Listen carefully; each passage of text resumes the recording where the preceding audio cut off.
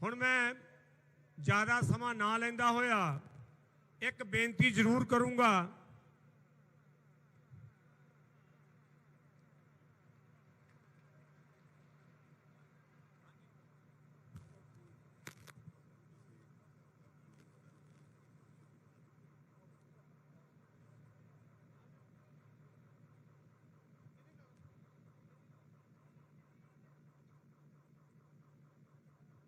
ज़्यादा लम्मा समा ना लैंदा होया परचे दे विच कुछ लैना मैं पहले ही आपके चरणों 'च बेनती कर चुके हाँ, पर एक बेनती जरूर करूँगा कि जदों साडे विच साडे राष्ट्रीय अध्यक्ष जगत प्रकाश नड्डा जी होन, मैं इस चीज़ का गवाह हाँ कि जिथे भी मैं उन्होंने सुनिया संसद दे विच डायरैक्ट टैलीकास्ट दे विच उन्होंने सुनिया, party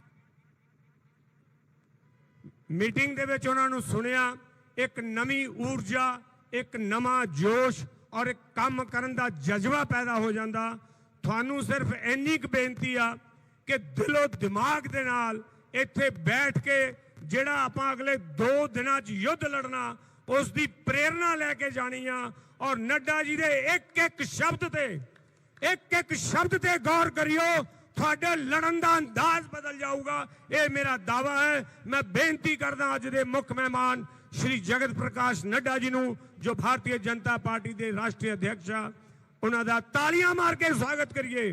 Bharatiya Janata party, Bharatiya Janata party, Shri Jagat Prakash Nadda ji, Shri Jagat Prakash Nadda ji.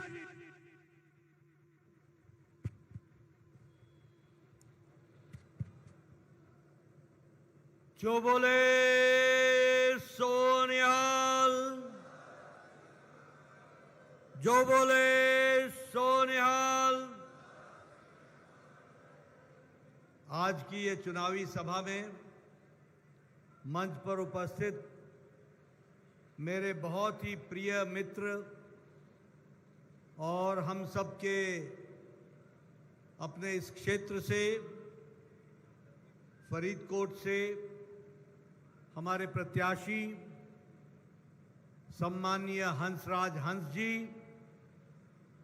हमारे लोकसभा चुनाव के प्रभारी मेरे वरिष्ठ साथी पूर्व में विधायक रहे हरजोत कमल सिंह जी, हमारे संयोजक लोकसभा के फरीदकोट के श्री विजय शर्मा जी, मोहनलाल सेठी जी, राज्य वित्त कार्यकारी हमारे गौरव कक्कड़ जी, जिला अध्यक्ष भारतीय जनता पार्टी सतीश अस्तीजा जी, जिला अध्यक्ष मुक्तसर साहब, हमारे सीमांत गर्ग जी, जिला अध्यक्ष भाजपा मोगा, निधड़क सिंह बराड़ जी, प्रवक्ता पंजाब, सरदार शमशेर सिंह जी धर्मकोट, संयोजक धर्मकोट विधानसभा, श्री मुख्तार सिंह जी, हमारे सेवानिवृत्त और संयोजक अपने इस क्षेत्र में, सभी सज्जन वृंद जो सम्मानित मंच है और हमारे इतनी बड़ी संख्या में इतनी गर्मी में डटे हुए हमारे सज्जन वृंद, देवी और सज्जनों, सत्कारयोग सभी हमारे माननीय सदस्यगण और मीडिया के मेरे साथी, प्रिंट मीडिया और इलेक्ट्रॉनिक मीडिया के मेरे साथी, मेरा ये सौभाग्य है कि मुझे आज बाबा फरीद की नगरी में फरीदकोट में आने का सौभाग्य मिला है। मैं सबसे पहले तो बाबा फरीद के चरणों में नमन करता हूं और आशीर्वाद लेकर के अपनी बात को प्रारंभ करता हूं। मित्रों, मैं जब यहां आया हूं तो मैं भगवान वाल्मीकि को भी याद करता हूं और उनके भी चरणों में नमन करते हुए अपनी बात को प्रारंभ करता हूं। मित्रों, पंजाब की जब मैं बात करूं, बाबा फरीद की बात करूं, गुरु गोविंद सिंह की बात करूं, वीर क्रांतिकारियों की बात करूं, हमारे इतिहास में शहीद हुए देश के खातिर उनकी बात करूं तो मुझे लगता है कि यह पंजाब की धरती ये शौर्य की धरती है, ये वीरता की धरती है, ये साहस की धरती है और ये राष्ट्र भक्तों की धरती है। इसको हमको याद करना चाहिए। ऐसे धरती को मैं नमन करके अपनी बात को प्रारंभ करता हूं।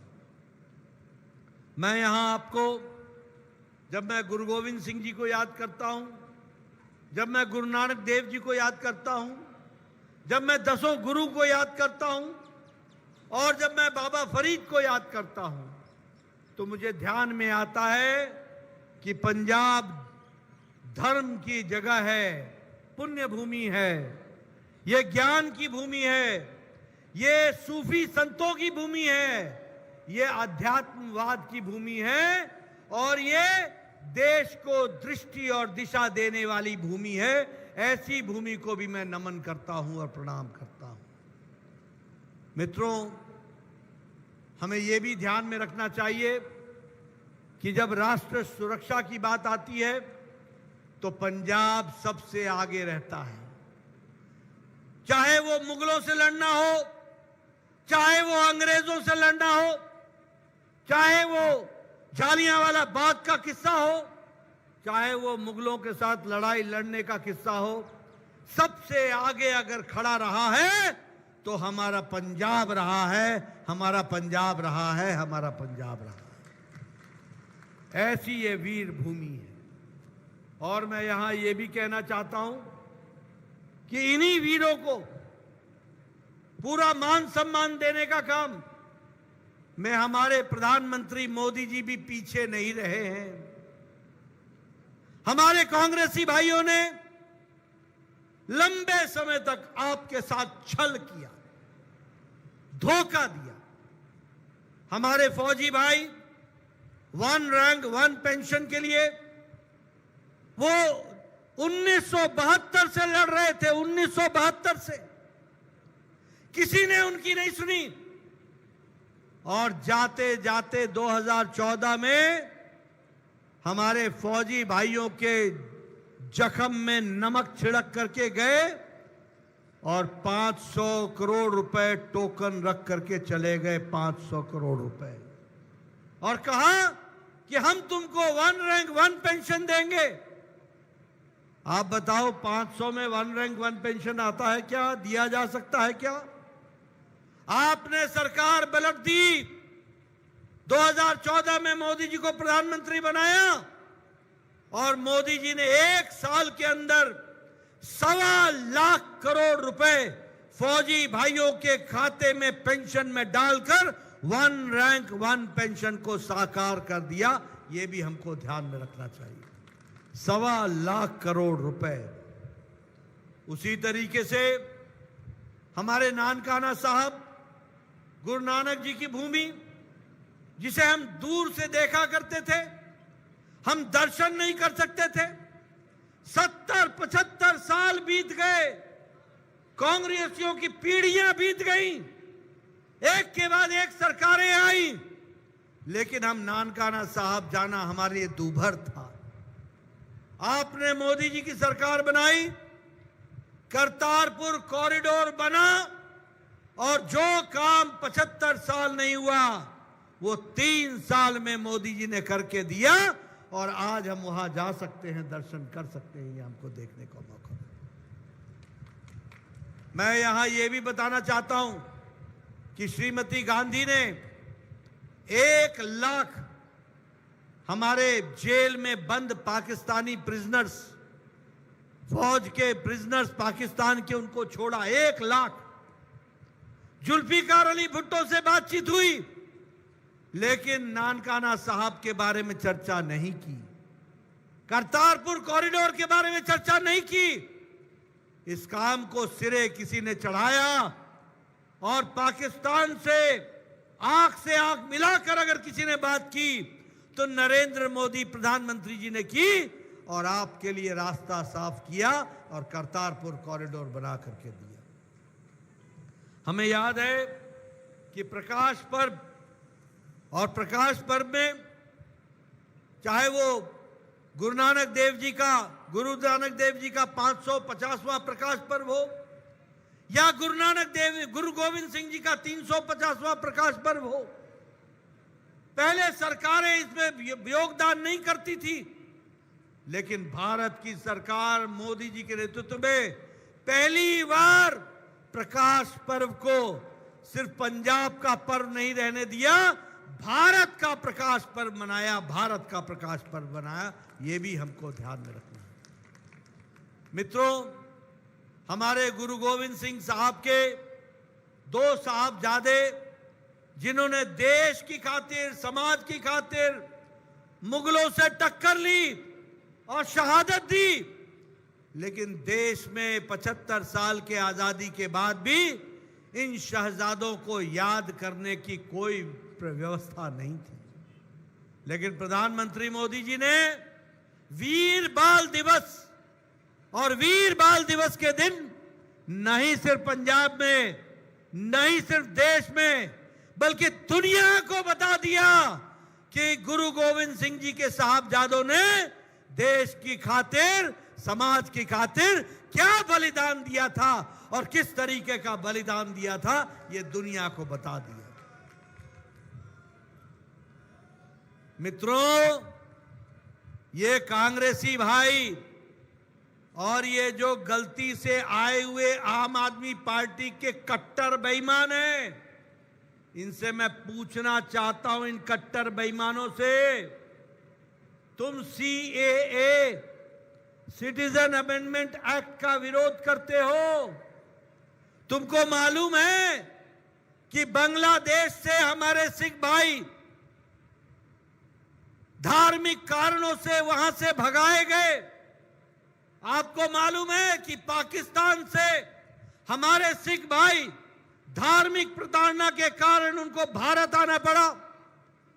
हमें मालूम है क्या कि अफगानिस्तान से हमारे सिख भाई धार्मिक प्रताड़ना के कारण भारत आए, और आज नहीं आए, 20 साल पहले आए, 25 साल पहले आए। उनको नागरिकता नहीं थी, उनको नागरिकता देने का काम किया है तो वो भारत के यशस्वी प्रधानमंत्री, हम सबके हरमन प्यारे आदरणीय नरेंद्र मोदी जी ने दिया। ये भी हमको ध्यान में रखना चाहिए। आज वो भारत के नागरिक बन रहे हैं, वो भारत में इज्जत से रह सकते हैं, और हमारे आम आदमी पार्टी के केजरीवाल, वो इनको बोलता है ये बलात्कारी हैं, ये रेपिस्ट हैं, ये चोर उचक्के हैं। इनको सिटीजनशिप देने का मतलब है भारत में गड़बड़ी, खलबली। बोलो, ऐसे केजरीवाल को आगे आने दोगे क्या? जरा जोर से बोलो भाई, हमको ऊंचा सुनता है। ऐसे केजरीवाल को आने दोगे क्या, जो शरणार्थियों को बलात्कारी बोले, जो शरणार्थियों को बेचारे वहां से निकाले गए और उनको इस तरीके से कहे? मैं बताता हूं, 2 साल पहले अफगानिस्तान में तख्ता पलटा, हमारे सिख भाई अपने गुरु ग्रंथ साहब को बचा करके उनको भारत आना पड़ा। लेकिन सरकार यहां पर मोदी जी की थी। मोदी जी ने कहा तुम्हारा तख्ता पलटा होगा, लेकिन मेरे भारत के एक भी सिख भाई का नुकसान नहीं होना चाहिए। मैं एरोप्लेन भेज रहा हूं, मैं अपना मंत्री भेज रहा हूं। वो बाइज्जत उनको लेकर के आए, और मुझे याद है कि गुरु ग्रंथ साहब की सेवा करने का दिल्ली के एयरपोर्ट पर मुझे भी सेवा करने का मौका मिला, और गुरु ग्रंथ साहब को हम गुरुद्वारे में स्थापित कर पाए। ये हमने देखा है, ये हम लोगों ने देखा है। मित्रों, मैं यहां ये भी कहना चाहता हूं कि आज मोदी जी के नेतृत्व में सारा देश आगे बढ़ रहा है, सारा देश। आज अमेरिका की अर्थनीति डगमगा गई है कोरोना के बाद। आज यूरोप की अर्थनीति पिछड़ रही है। आज चीन पिछड़ रहा है, जापान पिछड़ रहा है, रशिया में आर्थिक नीति में मंदी है। लेकिन आपको जानकर खुशी होगी, यही हमारे हंसराज जी सांसद रहे हैं दिल्ली से, इन्होंने भी पूरी ताकत लगाई और मोदी जी के नेतृत्व में इन विपरीत परिस्थिति में भी भारत की अर्थव्यवस्था 11वें नंबर से छलांग लगाकर ब्रिटानिया को पछाड़कर 5वें नंबर की अर्थव्यवस्था बन गई। 5वें नंबर की अर्थव्यवस्था। अब हम आपसे निवेदन करने आए हैं, बाबा फरीद की नगरी में, पुण्य भूमि में हमारे बहुत ही हरमन प्यारे अजीज हंसराज हंस को चुनाव जिता के भेजो। मोदी जी को तीसरी बार प्रधानमंत्री बनाएंगे और भारत, नोट कर लेना मेरी बात, भारत 3 साल के अंदर दुनिया की तीसरी सबसे बड़ी आर्थिक शक्ति बन जाएगा, इकोनॉमिक पावर बन जाएगा, ये याद रखो।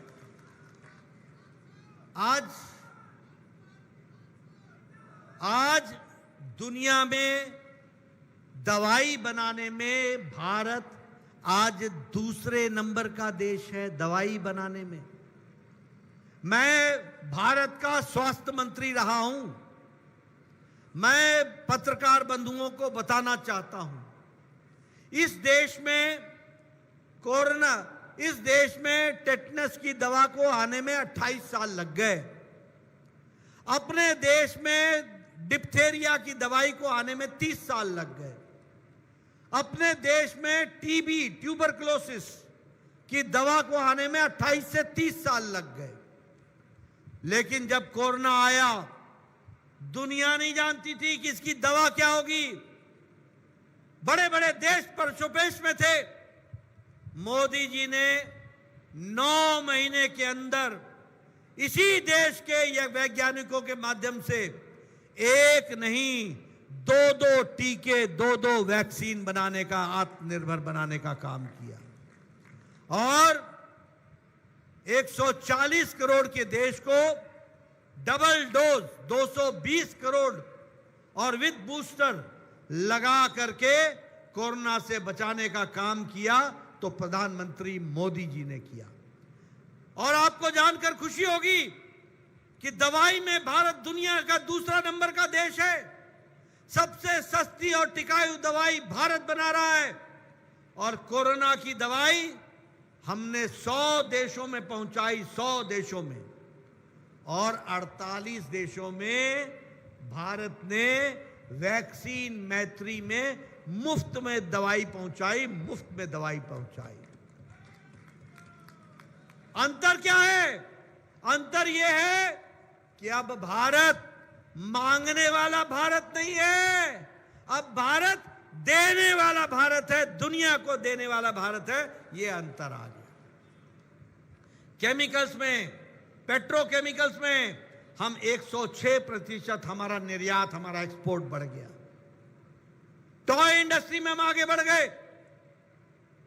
हम जापानी गाड़ियों की बात करते थे, टोयोटा डैटसन।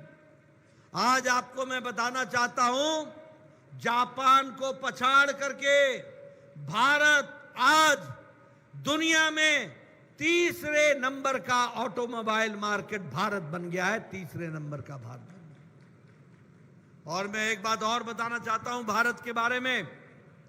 आपके हाथ में मोबाइल है, बताओ अब मोबाइल है ना आपके हाथ में? जरा जोर से बोलो भैया, मोबाइल है कि नहीं है ना? आपके मोबाइल में 10 साल पहले लिखा होता था made in China, made in Japan, made in Taiwan, made in Korea. आज आपके मोबाइल पे लिखा है मेड इन इंडिया। आज 97% मोबाइल भारत में बन रहा है। यह बदलता भारत है। दुनिया मान रही है कि आज भारत लीड कर रहा है। बोलो, दुनिया में भारत की छवि आगे बढ़ी है कि नहीं बढ़ी है? जरा जोर से बोलो, बढ़ी है कि नहीं बढ़ी है? मोदी जी के नेतृत्व में आगे बढ़ी है कि नहीं बढ़ी है?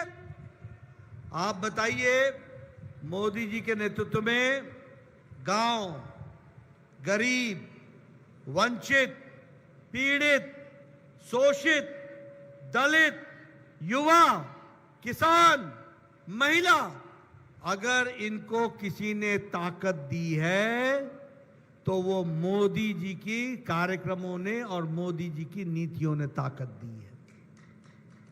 मोदी जी के कारण नीतियां मजबूत हुई हैं। आप बताओ, आपके गांव में पक्की सड़क पहुंच रही है कि नहीं पहुंच रही है? जरा जोर से बोलो भैया, पहुंच रही है कि नहीं पहुंच रही है? पहुंची है कि नहीं? 7,000 किलोमीटर पिछले 5 साल में गांव की सड़कें बनी हैं। 7,000 किलोमीटर पंजाब में, वैसे 1.5 लाख किलोमीटर बनी है सारे देश में, पर 7,000 पंजाब में बनी है। आप बताइए, गांव में आज वाईफाई चलता है कि नहीं चलता है? चलता है कि नहीं चलता है? मोदी जी ने 1.5 लाख गांव में, 2 लाख गांव में ऑप्टिकल फाइबर पहुंचाया, ऑप्टिकल फाइबर, और 2 लाख गांव में कॉमन सर्विस सेंटर खोल दिया, जिस कॉमन सर्विस सेंटर के कारण कंप्यूटर से फरीदकोट के गांव में रहने वाला किसान पता कर सकता है कि उसकी गंधम को सबसे अच्छा दाम दुनिया के किस मंडी में मिलेगी और कहां वो बेच सकता है। ये ताकत मोदी जी ने दी है।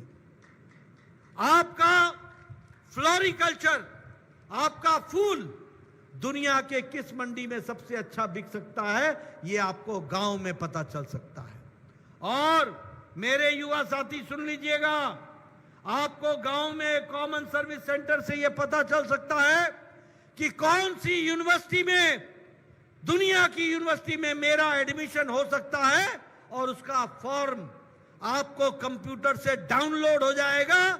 आप उसको भर करके भेजेंगे और आपका दुनिया के किसी भी यूनिवर्सिटी में एडमिशन होने की ताकत आपके गांव में आ गई है। यह हमको ध्यान में रखना चाहिए।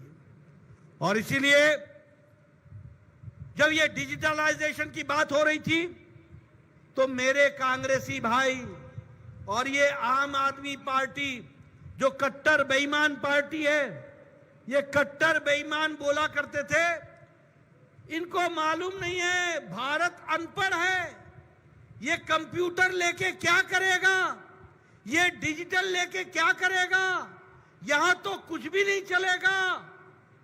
इनको भारत के नौजवानों का सामर्थ्य नहीं मालूम था, इनको भारत के किसानों की ताकत नहीं मालूम थी, इनको भारत के लोगों की ताकत नहीं मालूम थी। आज बताओ मेरे दोस्तों, मेरे भाइयों, आज सब्जी वाला के दुकान पर क्यूआर कोड लगा हुआ है कि नहीं लगा हुआ है? आज सब्जी वाला भी डिजिटल पेमेंट लेता है, डिजिटल पेमेंट लेता है। यह बदलता भारत है, यह बदलता भारत है। जिसको तुम अनपढ़ बोलते थे, आज दुनिया का डिजिटल ट्रांजैक्शन भारत, दुनिया का 40% डिजिटल ट्रांजैक्शन भारत कर रहा है। भारत, यह बदलता भारत है। और मोदी जी ने दुनिया भर को यह आह्वान कर दिया कि हमारा कोई पंजाबी मित्र भाई कनाडा से आए, अमेरिका से आए, इंग्लैंड से आए, उसको पैसे लाने की जरूरत नहीं है। वो सिर्फ अपना मोबाइल लेके आना, सारे भारत घूम करके चले जाओगे, तुम्हारे को डिजिटल पेमेंट से तुम्हारी व्यवस्था हो जाएगी, तुमको कोई कैश लेके आने की जरूरत नहीं है। ये बदलता भारत है। यहां बैठे हैं हमारे हंसराज जी, हमारे एमपी हैं, और आगे भी आपके आशीर्वाद से पंजाब की धरती से पैदा हुआ पुत्र अब पंजाब से निकलेगा लोकसभा का सदस्य और फरीदकोट से बन करके आएगा। वो बैठे हैं। मैं स्वास्थ्य मंत्री था, ये सब मुझे चिट्ठी लिखते थे। क्या चिट्ठी लिखते थे? नड्डा साहब, स्वास्थ्य मंत्री जी, साडे गांव च, साडे पिंड च एक बंदा हैगा, उन्होंने कैंसर हो गया हैगा, ਉਹਦਾ इलाज होना सी, ਉਹਦਾ 2 ਲੱਖ लगेंगे जी, 3 ਲੱਖ लगेंगे। एक बंदा हैगा जी, ਉਹਦੇ ऑपरेशन होना जी, हार्ट ना नवा वैल्व पैना हैगा जी, ਉਹਦਾ की बोलते, ਉਹ ਜਿਹੜਾ बाईपास सर्जरी होनी, वो किडनी बदलोनी हैगी जी। और लिवर का ट्रांसफर होना जी, 20 लाख दो जी, 10 लाख दो जी, 5 लाख दो जी, 2 लाख दो जी। ये 3 मंगते थे, मैं 1.5 देता था। ये 2 मंगते थे, मैं 1 देता था। बाकी असी जनता जनार्दन से इकट्ठा करते थे। था कि नहीं था, स्थिति थी कि नहीं थी? आज मोदी जी ने कहा नड्डा कुछ बड़ा सोच, और उन्होंने बड़ा सोचा। आज भारत में 10 करोड़ 74 लाख परिवार, फैमिली, 50 करोड़ लोग जो गरीब हैं। कौन है? रेड़ी वाला, रिक्शा वाला, ठेला वाला, सब्जी वाला, बस का ड्राइवर, कंडक्टर, बस का क्लीनर, ट्रक का ड्राइवर, ट्रक का cleaner, lift man, security man, बाल काटने वाला सैलून में, कूड़ेदान से प्लास्टिक इकट्ठा करने वाला, सब्जी मंडी में और अनाज मंडी में और दाना मंडी में पल्लेदार बोझा उठाने वाला, अनाज उठाने वाला, ऐसे गरीब लोगों को मोदी जी ने हर साल गंभीर बीमारी से लड़ने के लिए 5 लाख रुपए हर साल देने की व्यवस्था की। 5 लाख और 365 करोड़ रुपए का इलाज गरीब लोगों का हो चुका है। 365 करोड़ रुपए का इलाज हो चुका है। अब मैं खुशखबरी आपको सुनाना चाहता हूं, मेरी बात जरा ध्यान से सुनना। यहां बैठे जितने भी बुजुर्ग हैं, जिसकी उम्र 70 साल से ऊपर की हो गई, कोई भी बहनें हैं, कोई भी माता हैं जिनकी उम्र 70 साल से ऊपर की हो गई, और आगे जिनकी उम्र 70 साल से ऊपर की हो जाएगी, अगले साल, उससे अगले साल, इन सब लोगों को बिना उनका धर्म देखे, बिना उनकी जाति देखे, बिना उनकी इलाका देखे और बिना उनकी आमदनी देखे, अमीर हो या गरीब, इस देश का 70 साल से ऊपर के हर नागरिक को मोदी जी हर साल आयुष्मान भारत का 5 लाख रुपए का कार्ड देंगे। 5 लाख रुपए का कार्ड,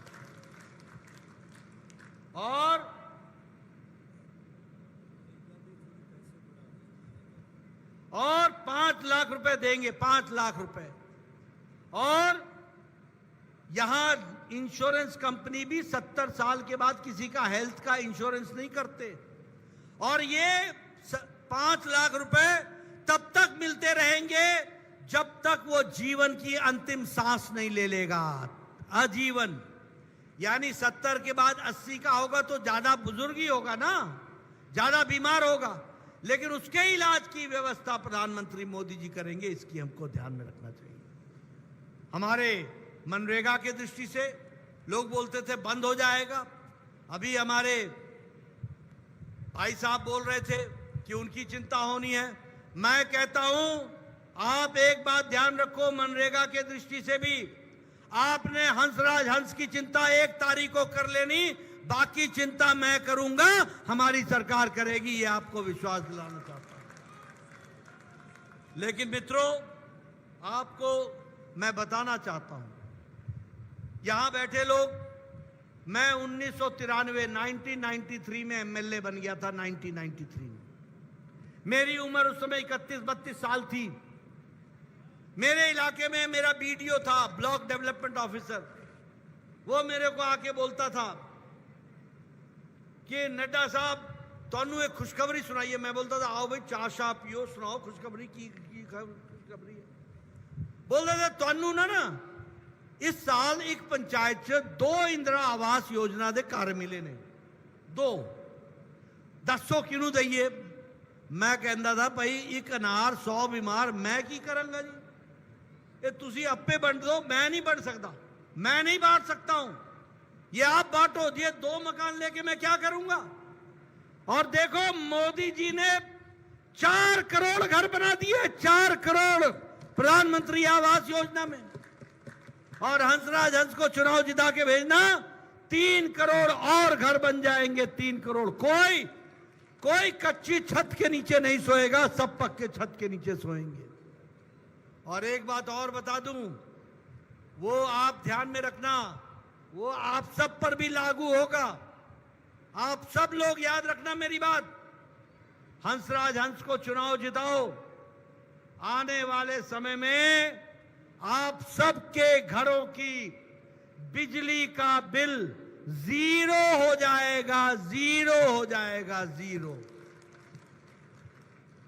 एक नई योजना आई है, प्रधानमंत्री सूर्य घर मुफ्त बिजली योजना। सरकार की तरफ से हर घर के ऊपर सौर ऊर्जा का प्लांट लगेगा, सोलर एनर्जी का प्लांट लगेगा, और उस एनर्जी से आपके घर की बिजली का खर्चा होगा और आपकी बिजली का बिल जीरो हो जाएगा, जीरो। सूरज की किरणों से आपकी बिजली सौर ऊर्जा और प्लांट सरकार लगाएगी, सरकार उसके लिए आपको मदद करेगी। और जो बिजली खर्च नहीं होगी वो बिजली ग्रिड में चली जाएगी, और ग्रिड से जब वो खर्च होगी तो जितने यूनिट आपके घर की बिजली खर्च होगी उतने यूनिट का पैसा आपके घर में आमदनी के माध्यम से आपको मिल जाएगा। ये फर्क होगा। बोलो बदलता भारत है कि नहीं है? बोलो बदलता भारत है कि नहीं है? मैनू उच्चा सुनता, जरा जोर नाल बोलो, बदलता भारत है कि नहीं है? ये फर्क हमको समझना चाहिए।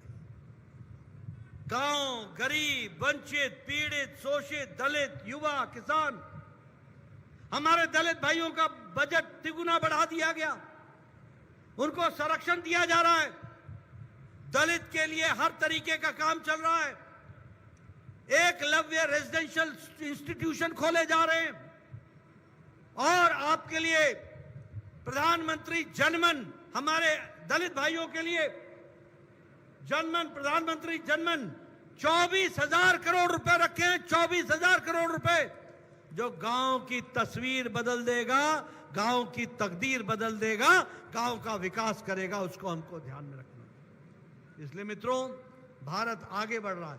बोलो, आजकल पंजाब में हाईवे बन रहे हैं कि नहीं बन रहे हैं? जरा जोर से बोलो, बन रहे हैं कि नहीं बन रहे हैं? 4 लेन बन रहे हैं कि नहीं बन रहे हैं? 6 लेन बन रहे हैं कि नहीं बन रहे हैं? एलिवेटेड रोड बन रहा है कि नहीं बन रहा है? ओवर ब्रिज बन रहा है कि नहीं बन रहा है? मेडिकल कॉलेज की बिल्डिंग बन गई कि नहीं बन गई? विकास हो रहा है कि नहीं हो रहा है? 6 लेन, कॉरिडोर, एक्सप्रेसवे, इकोनॉमिक कॉरिडोर। आज भारत, जहां आपको जाने में 3-3 घंटे लगते थे, आज आप आधे घंटे में पहुंच रहे हो। ये बदलता भारत है, और इस बदलते भारत को ताकत देने का काम आपको 1 तारीख को करना है। हमारे हंसराज हंस जी को चुनाव जिता करके आपने भेजना है। ये मैं आपसे निवेदन करना चाहता हूं। हंसराज हंस जी, आप जानते हैं, ये अच्छे गायक जरूर हैं, ये अच्छे कलाकार हैं, ये सेवक हैं, लेकिन मैं आपको बताऊं, मेरा हंसराज जी से पिछले 30 साल का रिश्ता है। हंसराज जी सबसे पहले एक बहुत उत्तम किस्म के इंसान हैं, इंसान हैं, इंसान हैं, बहुत उत्तम किस्म के इंसान हैं। ये किसी का दर्द नहीं देख सकते, जब तक दर्द का निवारण न कर ले चैन से बैठने वाले नहीं हैं। और ये हरमन प्यारे, हमारे मोदी जी के भी बड़े हरमन प्यारे हैं। इनको आपका आशीर्वाद फरीदकोट की धरती से मिलना है। मोदी जी ने देखो कितनी दूर की सोची कि अगर हमारा भाई दिल्ली में सेवा कर रहा है तो आज आवश्यकता इस बात की है कि यह पंजाब की धरती की सेवा करे, और हमारा पंजाब का पुत्र, पंजाब सपूत आगे निकले और आपकी सेवा करके आगे बढ़े। बोलो, इनका आशीर्वाद मिलेगा ना? मिलेगा ना? आप इनको ताकत देंगे ना? पूरी ताकत देंगे। मैं यहां ये भी आपको बताना चाहता हूं, ये 2 पार्टियां ये मदारीगिरी करती हैं, मदारीगिरी। एक आम आदमी पार्टी कट्टर बेईमान पार्टी। बोलो, कट्टर बेईमान है कि नहीं है? कट्टर बेईमान है ना? ये कट्टर बेईमान पार्टी और कांग्रेस पार्टी दिल्ली में दोस्ती, पंजाब में नूरा कुश्ती। यहां चुनाव अलग अलग लड़ते हैं, एक दूसरे को गाली देते हैं, और दिल्ली में बोलते हैं हाय गले लग जा, वहां गलमाइयां करते हैं। बोला ये मदारीगिरी है कि नहीं है? बोलो ये मदारीगिरी है कि नहीं है? ऐसे लोगों को राजनीति में रहने दोगे क्या? आप बताओ, आज पंजाब के मुख्यमंत्री ने पंजाब का अस्तित्व समाप्त कर दिया। ये दिल्ली दरबार में पहले वाले लोग दिल्ली दरबार में माथा टेकते थे, अब ये नए मुख्यमंत्री शीश महल में जाके माथा टेकते हैं। ऐसे लोग हैं ये। और ये कागजी मुख्यमंत्री, ये कागज में मुख्यमंत्री है। पंजाब का दुर्भाग्य है कि पंजाब को पंजाब नहीं चला रहा, दिल्ली चला रहा है। ये परिस्थिति आकर के खड़ी हो गई है। आपने देखा होगा किस तरीके से आज पंजाब में की बेअदबी हो रही है कि नहीं हो रही है? बताओ, हो रही है कि नहीं हो रही है? और आप बताओ, यहां ड्रग का काम चल रहा है कि नहीं चल रहा है? शराब का काम चल रहा है कि नहीं चल रहा है? गलत धंधे चल रहे हैं कि नहीं चल रहे हैं? और सरकार के संरक्षण में चल रहे हैं कि नहीं चल रहे हैं? मित्रों, ये ऐसे भ्रष्टाचारी हैं जो हर तरीके से कांग्रेस और ये आप वाले कांग्रेस वाले ये जिस तरीके से काम कर रहे हैं वो हम सबके ध्यान में आता है।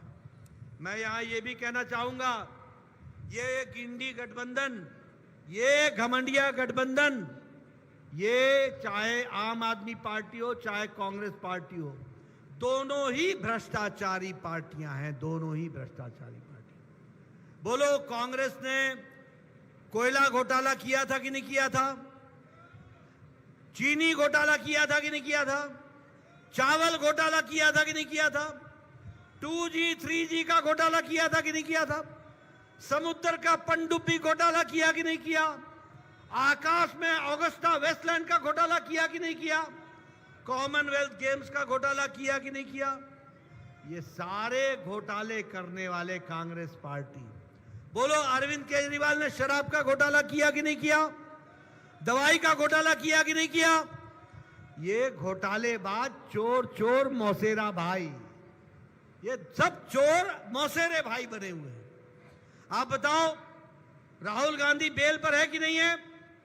जब जोर से बोलो, बेल पे है कि नहीं है? सोनिया गांधी बेल पर है कि नहीं है? पी चिदम्बरम बेल पर है कि नहीं है? कार्तिक चिदम्बरम बेल पर है कि नहीं है? लालू यादव बेल पर है कि नहीं है? टीएमसी ममता के मंत्री बेल पर है कि नहीं है? डीएमके के नेता बेल पर है कि नहीं है? आप बताओ, मनीष सिसोदिया जेल में है कि नहीं है? सत्येंद्र जैन जेल में है कि नहीं है?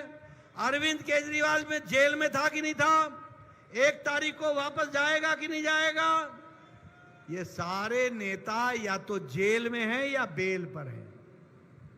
बोलो, ऐसे नेताओं को आगे आने देना है क्या?